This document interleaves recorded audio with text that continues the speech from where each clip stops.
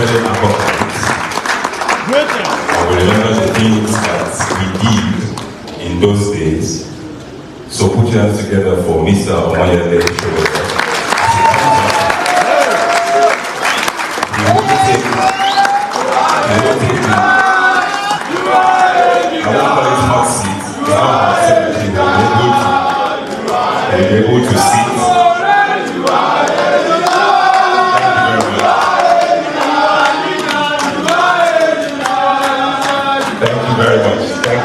Thank you. You know, as they were singing, it sounds like you are what the Lord. Please sit down. Sit down. He's going to make some few remarks for about 5 minutes. Then you have the opportunity to, you know, it's not fire now. Just ask 1 or 2 questions to him. The other candidate had to take a flight, so he had to leave very quickly. And then afterwards, we'll just be moving swiftly on because we have a panel discussion. And then some members, eminent members of that panel, have been with us since morning. They are here. We will recognize them and they will come up and have that segment of the discussion. So, Your Excellency, you've been used to being called Your Excellency. Thank you very much. Let me just stand for a little bit. I'm standing because I represent a new generation of presidential candidates that can stand on their feet.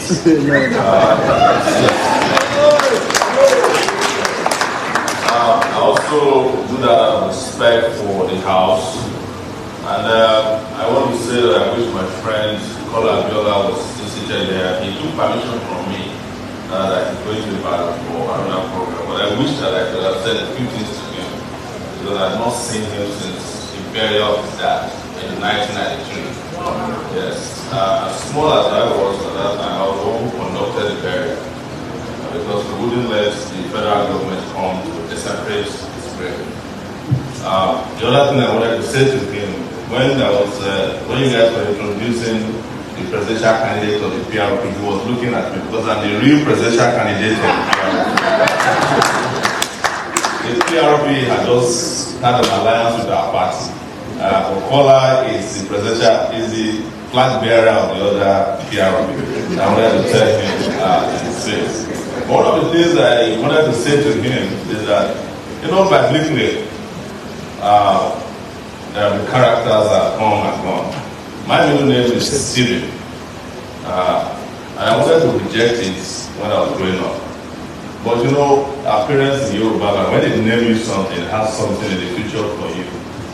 And I remember when I was reading the Bible, Stephen was stoned to death. It was the first matter at that time because he condemned the killing of Christ by the Jewish council. And that's exactly what I did for Abiola. I was almost killed because I condemned the annulment of the June 12th election with my life. And I wanted him to know that as well. But the more important thing about leadership from the biblical standpoint and the position of Jesus Christ is found in the book of Matthew 20, right? And I think it's verse 25 to 28. And it describes that leadership is about service. And Nigerian leaders don't serve people. That is why you can't find a Christian leader or a Christ-like leader in Nigeria. And earlier, someone was also speaking here, and I think it was Pastor Egoraro, who is a good friend of mine. But most people don't know this, but we are online friends. We are always interviewing each other. I honestly love him because he's one of those pastors you meet who is, down to earth and very clear about leadership in Nigeria. He's not goofy. He's not trying to tell you what he knows. He wants to learn from everybody. And I'm not saying it because you are here. This is my own personal experience with you. When I was invited here by Professor Bolaji Akinyemi, I told him that I will not come. The reason was that I'd already seen him adopt a candidate online. And I said, if you have already made up your mind as to the candidate, why are you inviting me? He said, no, you have no idea. This is not our making. The person who might be candidate is going to be somebody chosen by God. Yes. I am not saying that I'm the person chosen by God. But if you look at the book of Samuel, Israelites at the time started bothering God and Samuel. We want a new king. Give us a new king. And it was the first time God was humble towards men. Say that's what you want, go and get it. And then Samuel warned them. First Samuel, book of First Samuel. He said, this king that you are going to get, they will turn your daughters into perfumes, Olosho. They will turn your sons into slaves. They said they don't want here. I'm saying this to warn Christendom in Nigeria. That the king that you have chosen upon us may not be the God, the one that God chose. And you should tamper your arrogance. If you believe in God, let God choose his own king over his people. Don't go and meet in any Kaduna or Kano, because God does not have a location when he wants to take his own decisions. Yes. And the house hear me. Because Christian leaders have been choosing leaders for this country for a long time. They've chosen some of the worst characters for us. Muslim leaders have chosen kings for us in this country. They've chosen some of the worst characters for us. To the point that the God we all serve has decided to be humble. Take a back seat. Because he said to you, you will see what will happen. Surely you want a king, you will get it. And that's how we came about some of the kings we have had in Nigeria over the years. That is the reason I came here today. For the first time, to preach to you. Most of you don't know I'm a Christian. Tell them.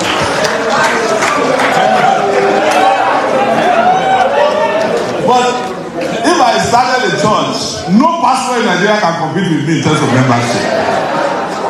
Because I will be dishing out the gospel of the truth and the gospel of justice.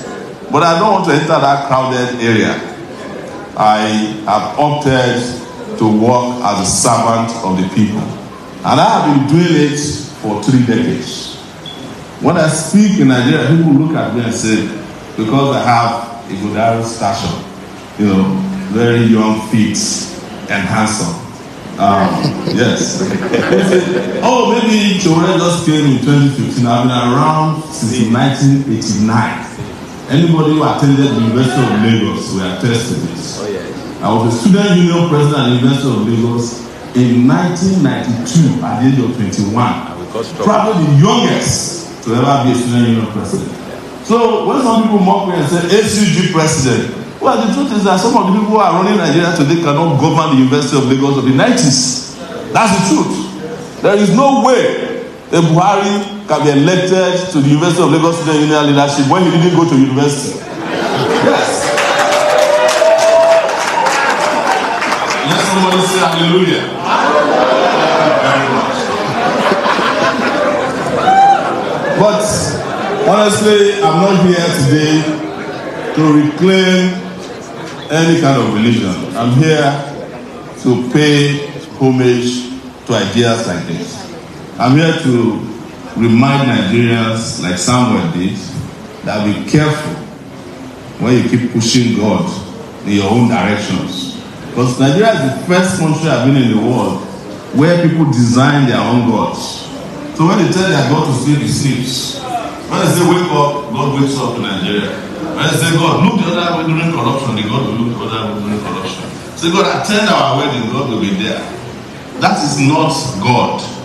That is human desire that they present to us as God. And I have covered religious leaders in Nigeria exhaustively. And I'm aware that they don't like me. But if I'm liked, then my middle name will be useless, Stephen. It's the truth. Because Stephen is the first archdeacon in the Bible. I'm here to speak the truth to the people of Nigeria. That leadership that we seek, which must come in 2023, this year, is the type of leadership that we've never seen before. It has to be a leadership of sacrifice, of humility, of honesty. It's not a leadership of a Christian or Muslim cabal. That is what took us here. Yes, the Muslims, the Christians did very well under Jonathan. I'm not afraid to say it. One of your pastors even had a private jet that was being carried, used to carry money to South Africa to buy weapons. Yes! If the truth will kill them, let it kill them. The churches were doing very well. Then Buhari came, the mosques are doing very well. But the question is, are Nigerians doing very well? No! So, don't be part of those people who want to vote for somebody because they're Christian. History we know today came after the death of Christ and Paul. It was then that they started organizing around Christianity. You must elect somebody with character. That's number one. It doesn't matter whether he's Christian, Babalawo, Muslim, but has no religion. You must elect somebody who understands the essence of leadership and has passion for the growth and development of this country. Not those who have participated in destroying Nigeria. You must elect somebody for the first time. And I want to say this categorically, if possible, that Nigeria is older than, not somebody who's older than Nigeria. I don't hate old people. I just hate old ideas. Yes. When I walked in, I met the general speaking up here. And I almost said, did he know me before? Because I was talking about a president that can operate iPhone. I have 4 iPhones.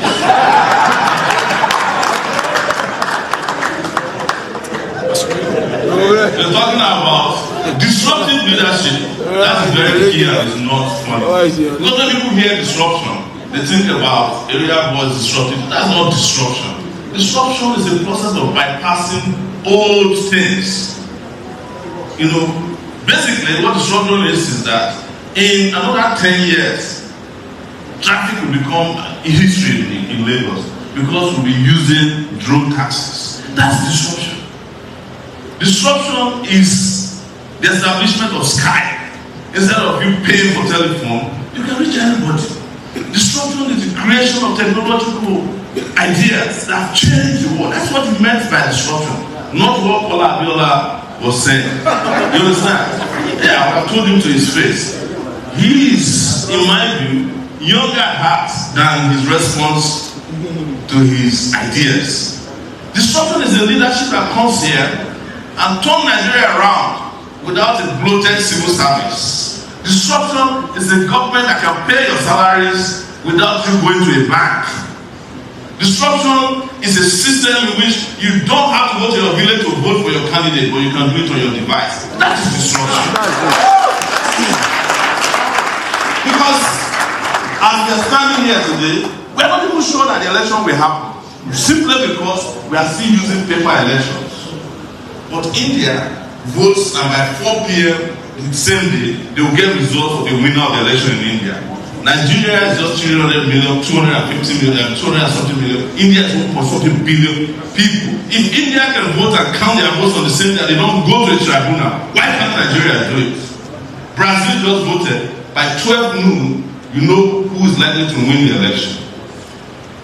We don't need this bogus bureaucratic system that has slowed down Nigeria. And most importantly, we don't need leaders who are a burden on the country. Honestly. That's the truth.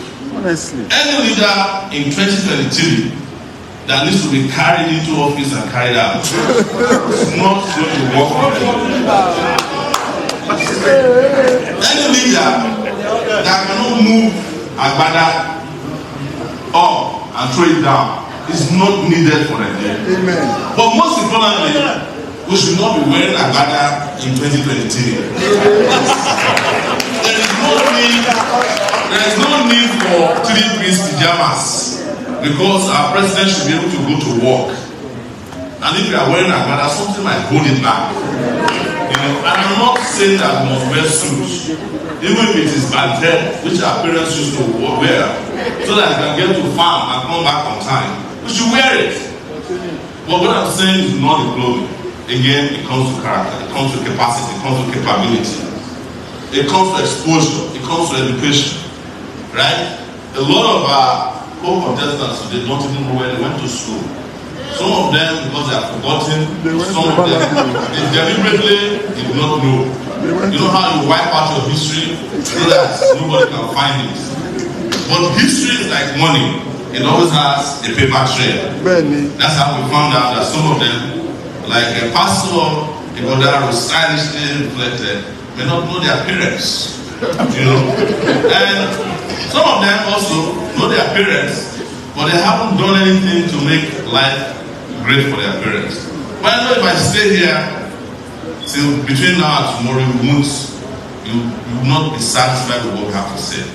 We've had so many of these town hall meetings, but we haven't been able to resolve Nigeria's problem. Because Nigeria's problem has remained so complex because our leaders don't even understand the meaning of complexity. So their own response towards any problem or any solution to any problem is to throw more complexity towards it. But we're saying that the little we know about governance, by studying in a class, by participating in governance, by experiencing it, and seeing about 30 countries around the world, governance in Nigeria is not rocket science. That's the major belief. It is not rocket science to construct a road that you have paid for from Lagos to Ibadan. It doesn't have to last 30 years. I came to Lagos in 1987. The Lagos-Ibadan highway had been under construction since I arrived. It has not been completed. It's 2023. I mean, that's not rocket science. But it is up to our people. And I mean it. And I'll wrap up here because I know we might have questions and I also have to run. It's up to us. As I mentioned earlier, let's be careful when we are making the next line of decisions. Not to bypass salvation, in a hurry to grab grace. Yes, because that is what is killing. Nobody wants to work for anything. All about grace. But ultimately, even when you have grace, you will still need salvation. It's a lazy, and I'll say it for pastors to know, the idea of grace can be a very lazy attitude towards elevation to salvation. Because ultimately, where do you want to go? You're going to go to heaven. That's the pursuit of every Christian. The grace is abundant on the way to it. But you have to toe the path of salvation. You can get grace because God is always gracious. He will give you plenty of long line. But you can get the grace, and on the final day of judgment, you say, well, I'm giving you everything, but you didn't walk towards salvation. And if you don't walk towards salvation, you can't be saved. Let everybody say hallelujah.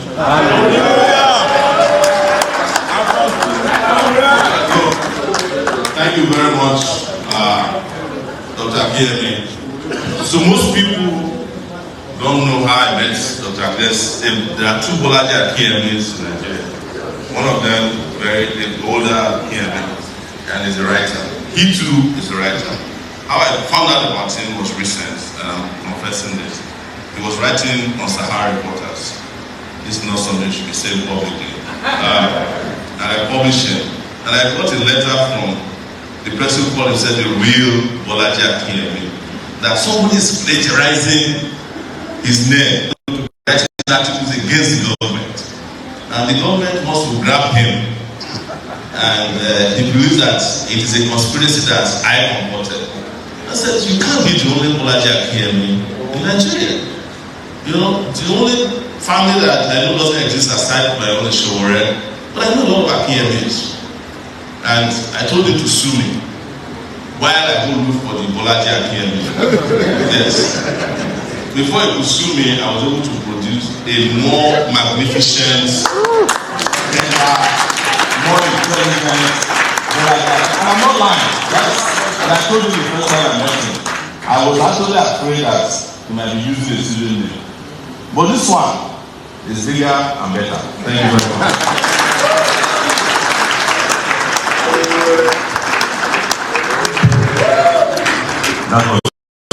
And on the social media, we are even more impressed as I can see you and listen to you. Now, I have a major concern. And the concern is this. As you can see from the program we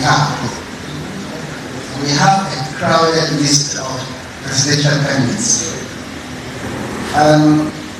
All I know is that even in previous presidential elections were Tea parties. An election that we can call a matter of life and death. This is the one. And so we're here to talk about the one man. From all indications, we have a very clear idea about the one man. Unmistakably, we know we have several of them, if not many. Unfortunately, in a democracy, it must be one. My question is, since it is going to be only one out of this crowded list, the others that are also equally qualified, what role will they play to ensure the emergence of the real one man? Thank you. Please go straight to your question because there are people that are outside Lagos who are going back to. So please straight to your question. Thank you very much, sir. All protocols duly observed, sir.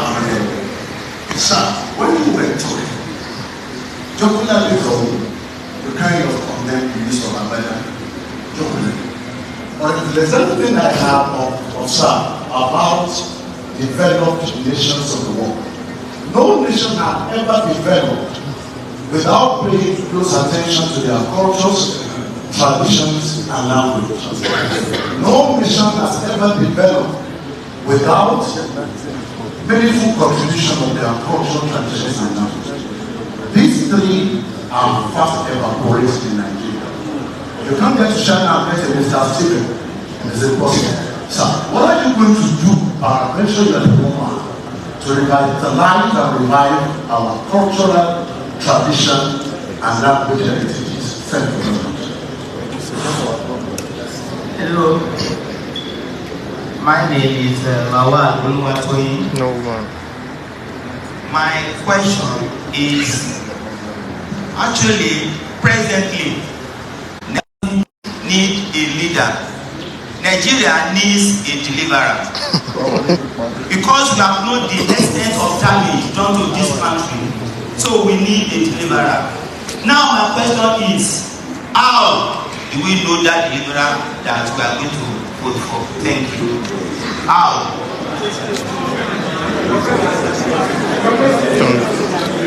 Next one. There's no woman. Is there a woman? All protocols observed. I'm privileged. Please, one house, please. I'm privileged to stand before our presidential candidates, and I want to appreciate the convener. The question I want to ask is, how can Nigeria move from a consumer nation to a productive nation? Dr. Bolaji Akinyi, my pastor, was saying that we seem to be lazy. I don't know whether it is evidence of what we have on the ground that we are lazy, or how do we move from a consumer nation to a productive nation? We have a lot of abundant resources that we have. We have a lot of graduates that are looking for jobs. Yet, we cannot feed ourselves conveniently, we cannot clothe ourselves conveniently, we cannot do so many things for ourselves. In your own way, sir, how do we move?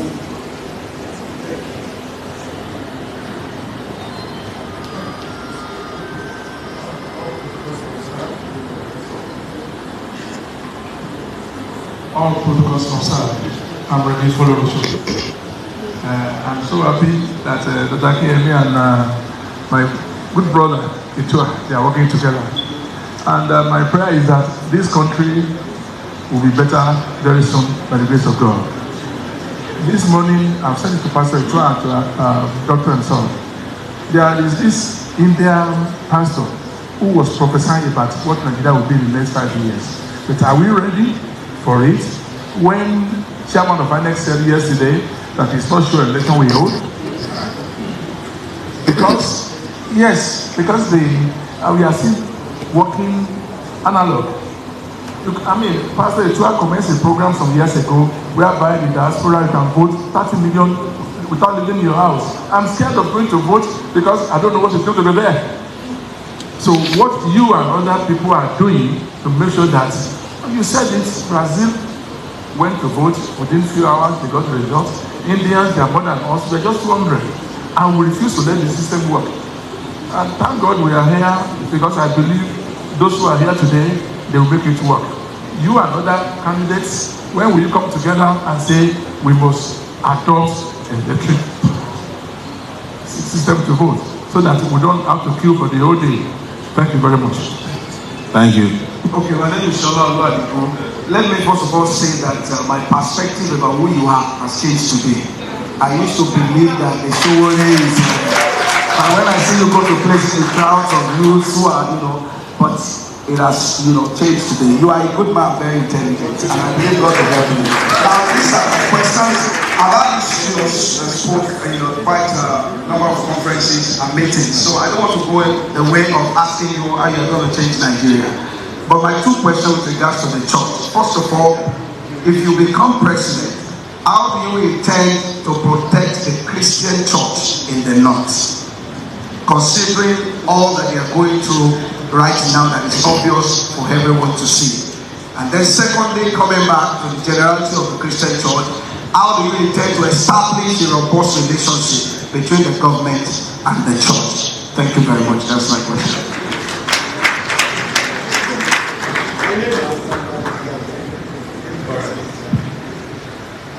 I want to stand on what he just said. He said that his perspective about you changed. Honestly, when they called you, I was shouting violence pro max. Because you are different from what I know and I've seen about you. So my perspective has also changed about you from today. And you want to become the president of Nigeria. What are you going to bring to the table? What are you going to do there that is different from what others have done? How are you going to change things? Because we are tired of stories. We are tired of people coming to tell us they will do this, they will do that. How are you going to change the economy of Nigeria? And how are you going to upgrade the living conditions of Nigeria? That's just what I want to know. Thank you.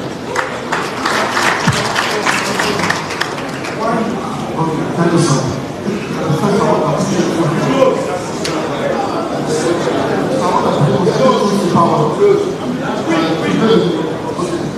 Today, I have made a decision because there are many people running after somebody.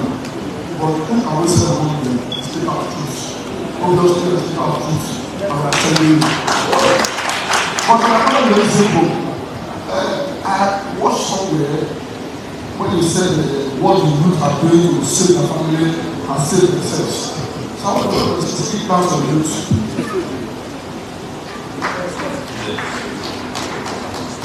Thank you very much. I will try and respond very quickly because I also have to leave. And I will respond to what I said there, that there's a decision already, and there's only one man that's been decided upon. Okay, that you are only going to be one man. Well, as you can hear from the congregation today, the man has been revealed unto you. So, it's up to you to listen to the word of God and His commandments. But I guarantee you that the only thing to which I've committed my life since I was born, and I'm 51 years old. Yes, 51. I may not look it, but I feel it. The burden of Nigeria is heavy. It's service to this country. And I'll combine this with the question about what we'll do to protect the church. I've never said this publicly before, but I'm the first individual in this country who started tracking Boko Haram bombing of churches, especially when it started from Madala in Abuja. To the point that we started telling in advance which church they are planning to go next. So I'm not here to please anybody that I'm a Christian, and I said it publicly, I'm not here to claim religion. It is God who knows who is serving him. No human being knows. But if my life can be looked at transparently from what I've done with my life, I think I've served God a lot more than Nigerian leaders in my own private capacity. But whomever that one man is, I guarantee you, if it's the choice of the people and is competent and has capacity, he will be able to find competent hands to work with him. But you don't have to recommend me to him. I don't even know if I can work in government for 2 days. I'm too independent to work in a government because I know what happens in government. If this were to be a cabinet meeting, the president will fire me after my speech today. So let the leader that emerges transparently choose the people they want to work with. You know what is painful, most painful to me in Nigeria is that there are a lot of competent Nigerians all over the place. You know this AacParty thing now. You see the banks that cannot run their back-end computer backbone anymore. It's because their tech guys have left to Canada. Some of your doctors have already left for London. Some of your nurses have left. Architects have left. They have finished pushing everybody. They are now going to go for Nigerian teachers. The same teachers that we said are not good, they started hiring them in the UK since last week.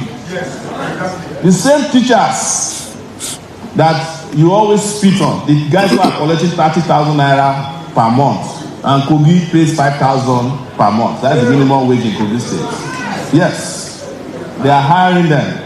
By the time they take everybody out, you will know that you always have competent people, but you did not treat them well.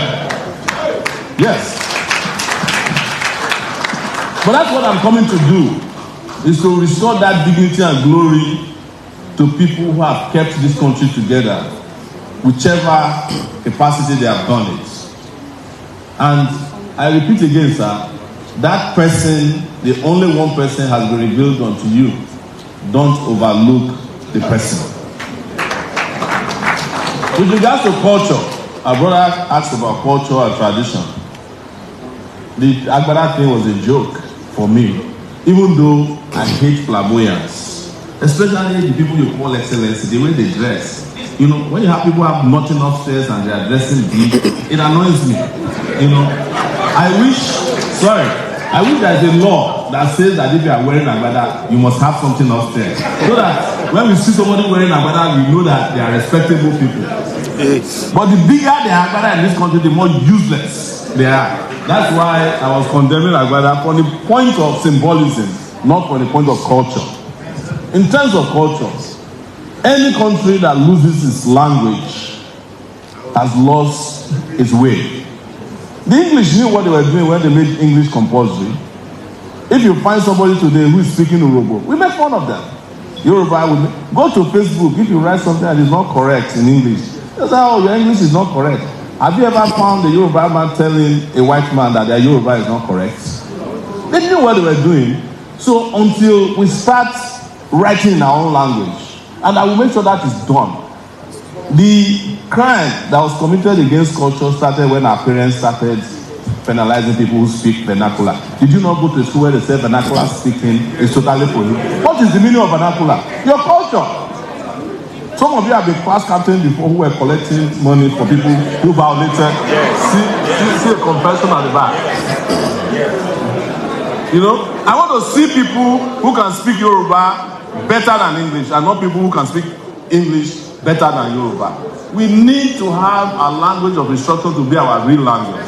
That is the way to restore our culture. Those of us who studied, who grew up as Christians with our parents, we understood spirituality more with the Yoruba Bible than the English Bible. Because I used to be the custodian of my father's Bible, the big one, you know, the one I have leather cover, Yoruba. By the time you read it, you will understand what they are saying. So we must restore all of that. Vernacular speaking must not be prohibited in our country. It should be French, China, and other important languages that we prohibited in our country. Let's write mathematics in Yoruba, in Hausa, in Ibibio. You will understand it better. Translated into 78 Nigerian languages, but you don't have physics and economics and chemistry translated to your language, and you want to compete in the world. That's the truth. Let's translate every goddamn book to our language. You're already doing a good job with the Bible. There are 78 different Bibles in Nigeria. You can put me anywhere. Translated to local language. I've seen Urobo Bible before, Epic Bible. We want to see physics Bible too, physics book too, yes. Chemistry book, computer book written in Yoruba. We will be able to compete with, you can believe in God and also progress in life. Are you getting my point? So, cultural language is very important for me, so I agree with you completely. Somebody said Nigeria needs a deliverer. Our political party, the African Action Congress, you know what we want to do? We want to put liberty on the ballot. We are for total liberation of Nigeria. In fact, our party don't believe. Our party don't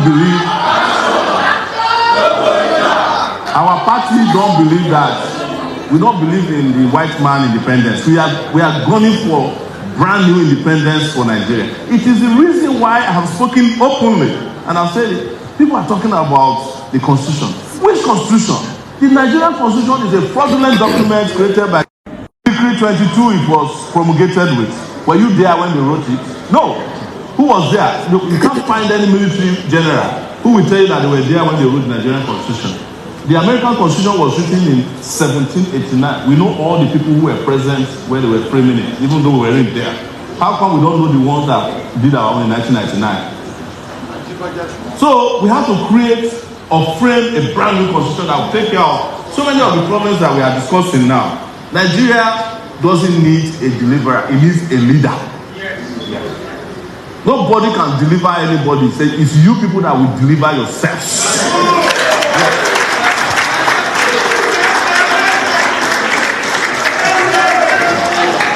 And the more entertaining part, how do you push Nigeria from consumption to a productive nation? It's very simple, right? Produce, produce, and produce. But before you can produce anything out of Nigeria, you must have electricity. Otherwise, you can't produce anything. There is no nation in the world that had an industrial revolution without industrial scale power source. It was the steam engine that revolutionized the movement of persons around the world, the steam engine. Of course, accompanied with the Maxim gun, with which they shot anybody who stood in their way. Some people said it also was accompanied by the Bible and the Quran, but don't quote me anywhere on that. Elections. Our elections here, they are not elections. These are sham elections. By now, if you can transact businesses with your cell phone that involves your life-saving money, why can't you vote in one single election in a year? Why should I have to travel to Ondo State to go and vote for myself when I could have done it on my cell phone? And by know transparently who has won the election. And you can eliminate all the judges, including the Supreme Court, from imposing on you candidates who did not participate in the election, like in Imo State, as your governor. Because it will be transparently clear. But you know the reason they don't want simple, straightforward election is that the so-called front runners cannot win class elections in Nigeria today. They know it. The people who are afraid to do common debates, they know they can't win election. Yes. The ones who are calling town hall meeting, blah, blah, blue, no, they can't win elections. They know it. They know that if the system is digitalized, the digitalization of the system will also retire non-digital brains from the system. They know it. It's the reason why they don't want transparent elections, but you can force it on them. I have said it, and I'll say it again. We can say very nice things, we can pray, we can fast, but until we put our feet on the ground, these people will continue to take us for granted. That is to say, a revolution is looming, and it will happen so fast, it will not be televised. I'm telling you this now. And the question again about protecting the church in the north. Listen, you are thinking about the church in the north. What about the mosque in the north as well? Everybody in the north is in trouble. When they finished with the churches bombing in the mid-2005 and when Boko Haram started, 2009, 2010, they started going, some Muslims were happy. It's churches, it doesn't concern us. But when they finished with the churches, they went to the mosque. So everyone, whether you are Muslim or Christian, needs protection. Whether you are enemies, as long as you are a citizen of this country, the job of the president must be to protect you. But there will be special protection for me as the president for areas that are vulnerable. I know where the churches are, that before they can gather together, they must have an army surround their building. In places like Adamawa, Plateau, Benue, Katsina, I went to Gombe in 2018 and I discovered that there are probably almost 60 to 70% people in Gombe are Christians. The same thing with Skelly. When a Christian traditional ruler was dethroned, was not allowed to become, the rightful owner of his position in Gombe, I fought for it and restored him to the position. I met him in what's this hotel, the big hotel in Abuja one day, and he said to me, Mr. Sowore, I've never met you before, but you are the one who made it possible for me to become the leader of my people. I said, how? He said, through Sahara reporters. Yes, everybody in this country is in need of protection. What about our schools? The schools from which they are abducting 70 kids, don't they need protection as well? We need to protect everybody, regardless of their faith, their ethnic background, their sex, or their interest in the country. Everybody is in need of protection. And I know that when I say this, as some Christians have told me, that I'm not Christian enough. No, I'm not trying to be a Christian enough. I'm trying to be a good man. I'm trying to be a great citizen. I'm trying to be a patriot. Because if Nigeria gets it right, the African continent will get it right. And when we are getting it right, when we go to the mall, we don't ask who is a Christian or who is a Muslim. When I arrived in America, I did my first job, and I was paid a check. I didn't ask who the person was, just went and spent my money. It was when I got to Nigeria that I realized that when you lose everything, you have to cling to something. Sometimes it's religion, sometimes it's your ethnic background, sometimes it's the name of your father or the grave of your father, because you need something to cling on to when you've lost everything. And for a lot of our people, they've lost everything. Nothing is left. Nothing is left. And the relationship with the church, I don't need to tell you, I have great relationship with the church.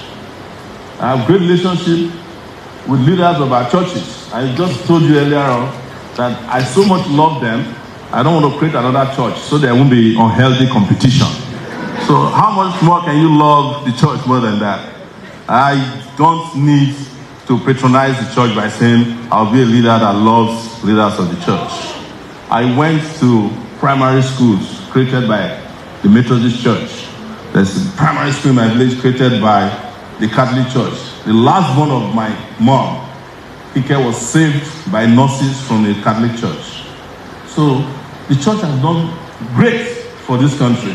They brought schools. In fact, we are seeing more churches these days and less humanitarianism. And the church must go back to humanitarian work as well. We are challenging the church to do that, so that you can create more schools, create more hospitals, and create great places that make people live long. Because without knowing it, and saying, well, we want to go to heaven, how about if this is the heaven that you have been wanting to go to? And which other heaven can be better than this place, where you have iron ore, crude oil, sorghum, everything? Which other heaven could be better than that? Nigeria is heaven, but your leaders made it hell. The only solution to making it heaven again is to send those leaders to hell.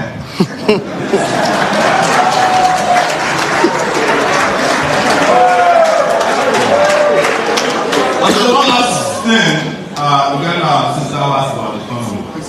There is nothing better than having a country that has raw materials already. It's like you get home and you want to cook, and your fridge is loaded with all the ingredients. What do? Open the fridge, put your pot on the fire, and start cooking.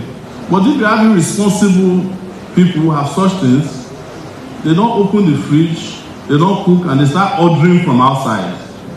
And they keep claiming that they are not eating healthy. When you don't eat what you cook, how would you tell whether there's too much salt from something you ordered from Food Sensation? And you have hypertension, and you are wondering why the hypertension is killing you.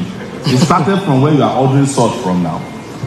But if you want to eat healthy food, eat the one that you can gauge the salt that goes into this. I'm just giving you that analogy because there's no time.